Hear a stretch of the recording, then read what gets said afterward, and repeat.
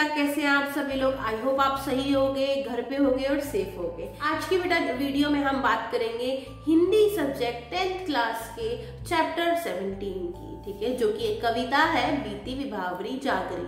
ठीक है, सबसे पहले बेटा हम एक चीज का हमेशा ध्यान रखेंगे कि हिंदी हो चाहे इंग्लिश सब्जेक्ट हो, हमें ऑलवेज पोएट का नेम मतलब कवि का नेम याद रखना है, राइटर का नेम याद रखना है। ठीक है, तो इस चैप्टर के जो राइटर है वो है जयशंकर प्रसाद। ठीक है बेटा, थोड़ा सा चैप्टर स्टार्ट करने से पहले जयशंकर प्रसाद जी के बारे में थोड़ा सा जानेंगे कि उनका जो जन्म है वो वाराणसी में हुआ।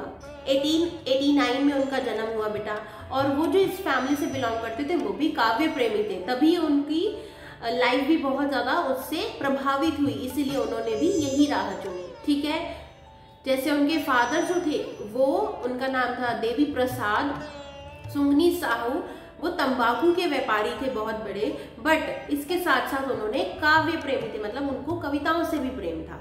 ठीक है, आगे चल के बेटा उनके बेटे भी मतलब जयशंकर प्रसाद जी भी उनसे काफी इन्फ्लुएंस हुए, प्रभावित होने की वजह से उन्होंने भी ये राह चुनी।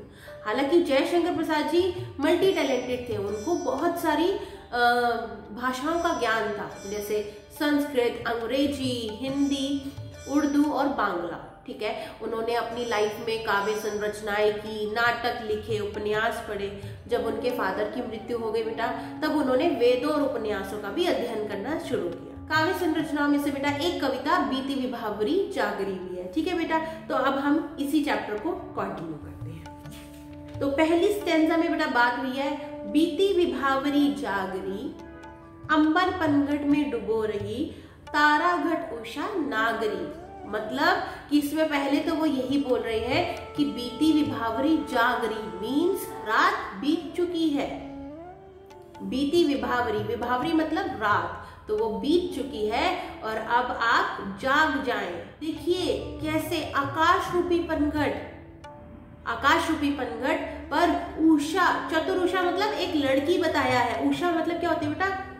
किरणें, उसकी लालिमा सूरज की, उनको बताया गया कि उषा, ये चतुर उषा रूपी किरणें जो है वो तारों रूपी घड़ों को डुबो रही है। मतलब कि जैसे घड़ा जो होता है बेटा पानी में डूब जाता है, अगर पानी में डालेंगे, ठीक है, नदी किनारे पानी में डालेंगे तो डूब जाता है, ऐसे ही तो जो उषा है वो डुबो रही है तारों को। मतलब जब बेटा सूरज चढ़ेगा तो रोशनी पड़ेगी तारों पे, तो तारे डूब जाएंगे, मतलब दिखेंगे नहीं, गायब हो जाएंगे। तो अब आपको इतना सुंदर दृश्य देखना चाहिए और जाग जाना चाहिए, अपनी नींद को त्याग देनी चाहिए। ठीक है बेटा, आगे पढ़ेंगे। खग कुल कुलसा बोल रहा, किसले का अचल डोल रहा। अब खग कुल कुलसा बोल रहा मतलब पहला का जो खग कुल है वो किसको बोला गया है बेटा? पक्षियों के समूह को, मतलब पक्षियों का एक ग्रुप है, वो बोल रहे हैं कुलकुल सा बोल रहा। कुलकुल की आवाज कब आती है बेटा? आपने देखा होगा जब एक सुराही में पानी डालते हैं तो जो आवाज आती है बिल्कुल मधुर सी ध्वनि, वैसी ही जो वो खगकुल मतलब वो जो पक्षियों का समूह है वो चहचहा रहा है। आगे कह रहे हैं किसले का अचल डोल रहा, मतलब जो ताजे पत्ते खिले हैं, मतलब पत्तियां जो है, ताजी पत्तियां पेड़ों पे खिली हुई हैं, वो लहरा रही हैं हवा के वेग से। ठीक है, लो यह लतिका भी भर लाई, मधु मुकुल नवल रस गागरी। मतलब कि लतिकाएं मतलब लताएं, मतलब टहनियों पे इतनी भर गई है, मतलब कि पत्तियों से भर गई हैं, और उसमें मुकुल मतलब क्या होती है बेटा? कली, कलियां खिल आई हैं और कलियों में रस भर गया है। ठीक है, तो लो यह लतिका भी भर लाई, मधु मुकुल नवल रस गागरी, मतलब कि लतिकाओं पे कलियां खिल गई हैं और वो कलियां इतनी फ्रूटफुल सी लग रही हैं कि मानो रस भर गया हो उसके अंदर।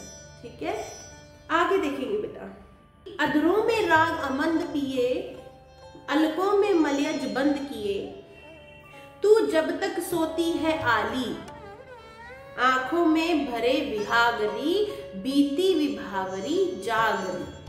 तो यहाँ पर क्या बोला गया है कि देखो आप तो अपने होठों के अंदर ही बाहर की ताजगी को बंद करके, मतलब मंद करके सोए हुए हो, अपने बालों में, मतलब यहाँ अलको मतलब क्या होता है बेटा? अपने बालों में, मलयज बंद किए। तो मलयज मतलब कि मलय पर्वत से बेटा आने वाली जो चंदन की खुशबू है उसको कह रहे हैं कि आपने अपने बालों में लपेट मतलब समेट के रखी हुई है, अब उसको खोलो और बाहर आओ, और बाहर आके जो प्राकृतिक सुंदरता है उसमें अपनी सुंदरता को भी मिलाकर दोगुना कर दो और बढ़ा दो।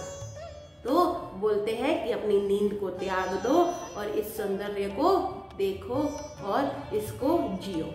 ठीक है बेटा, तो इस चैप्टर में हमारा यही सब बताया है।